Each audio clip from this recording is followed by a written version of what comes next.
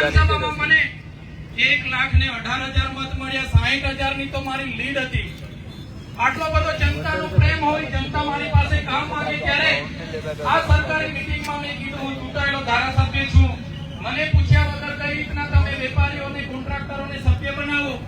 પણ આ ભાજપના નેતાઓ ત્યાં બેઠા બેઠા મને ફસાવાનું કાવતરું કરીને બેઠા હતા. પોલીસ મને ફસાવાની કાવતરું કરીને બેઠી હતી. તેનો મને અંદાજો નતો. હું પોલીસ સ્ટેશને સામેથી અરજી આપવા ગયો અને મને એરેસ્ટ કરી લેવામાં આવ્યો. એક વિપક્ષના ધારાસભ્ય તરીકે સંવિધાને અમને સત્તા અને પાવર આપ્યા છે, છતાં આ લોકોએ મને 2 વાગે એરેસ્ટ કરી લીધો અને એફઆઈઆર રાતે એમણે 307 જેવી ગંભીર કલમો લગાડીને અહીંના આઈપીએસ અધિકારીના ઈશારે મને જેલ હવાલે કરવામાં આવ્યો. વડોદરા સેન્ટ્રલ જેલમાં 80 દિવસ જેટલો સમય મેં કાઢ્યો.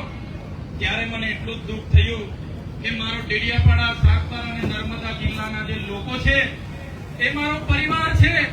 એ પરિવારના દુઃખના પ્રસંગોમાં હું હાજર નહીં રહી શક્યો.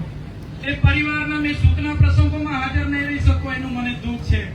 પણ મિત્રો, આજે જ્યારે નામદાર હાઈકોર્ટે મને જામીન આપ્યા છે તો પૂરેપૂરો મને ન્યાય પ્રણાલિકા ઉપર ભરોસો છે. ભલે આજે મારા પર શરતો લાગુ પડી છે, પણ આવનારા દિવસોમાં નામદાર હાઈકોર્ટ હોય, નામદાર સુપ્રીમ કોર્ટ હોય, મારી સાથે ન્યાય કરશે.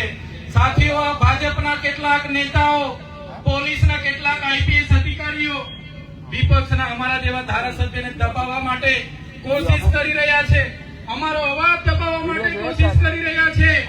પણ આ ચૈતર વસાવા એકલા નથી. આ ચૈતર વસાવાનો એકલો અવાજ નથી. આ બંધારણે આપેલો અવાજ છે, સંવિધાને આપેલો અવાજ છે, અમારી જનતાનો અવાજ છે. તમારાથી ક્યારે દબાવવાનો નથી. પૂરી તાકાતથી અવાજ આવનારા દિવસોમાં મારી સાથે જે બન્યું છે સાથીઓ, જેલમાં બેસીને બસ મેં એક ચિંતા કરતો હતો, મારું મનોબળ નહીં તૂટી જવું જોઈએ. એ લોકો એમ કઈ પ્રકારે હેરાન કરીને પોતાના તરફ લઈ જવાની વાત કરે, હું ક્યારે મારા જનતાનો વિશ્વાસ અને ભરોસો નહીં તૂટવા દે. બસ આજે હું મારી પ્રકૃતિને, આજે હું મારા ઈષ્ટદેવને, મારા માતાજીને, મારા ભગવાનને હું પ્રાર્થના કરું છું. જે ગુજરાતના યુવાનોએ, જે ગુજરાતની મહિલાઓએ, ગુજરાતના વિદ્યાર્થીઓએ, ગુજરાતના કર્મચારીઓએ મારા પર વિશ્વાસ અને ભરોસો મૂક્યો છે, હે પ્રકૃતિ, હે ભગવાન, હે માતાજી, મને એટલી શક્તિ આપજો કે એ લોકોના ન્યાય હું કરી શકું. જ્યાં પણ મારા લોકો સાથે અન્યાય થશે, જ્યાં પણ મારા લોકો સાથે અન્યાય થશે, હે પ્રકૃતિ, મને એટલી શક્તિ આપજે કે અમારા લોકોના અન્યાય સામે લડવાની મને પૂરેપૂરી શક્તિ આપે. એ જ આજે હું પ્રાર્થના કરું છું. મારા આ કપરા સમય દરમિયાન મારા અને મારા પરિવાર સાથે આવનારા આમ આદમી પાર્ટીના માન્ય અરવિંદ કેજરીવાલજી, ભગવત માનજી, પ્રદેશ પ્રમુખ અમારા ઈસુદાનજી, ગોપાલજી, મનોજજી, અમારા વિસ્તારના તમામ આગેવાનો, રાજકીય તમામ આગેવાનો સાથે કેટલાક સાથી, કોંગ્રેસ પક્ષના પણ કેટલાક સાથી આગેવાનોએ સહકાર આપ્યો. સામાજિક ધર્મગુરુઓએ, કેટલાક મોભી મંડળોએ, બધાએ મારા પ્રત્યે જે પ્રેમ દાખવ્યો છે, લાગણી દાખવી છે. બધા જ પોલીસ અધિકારીઓ સરકાર અને ભાજપના એજન્ટ નથી હોતા. કેટલાક પોલીસ અધિકારીઓ પોતાની પ્રતિષ્ઠા, ઈમાનદારી, સુરક્ષા, સલામતીનું પણ કામ કરે છે. એવા લોકોએ પણ આમાં મને સહકાર આપ્યો છે.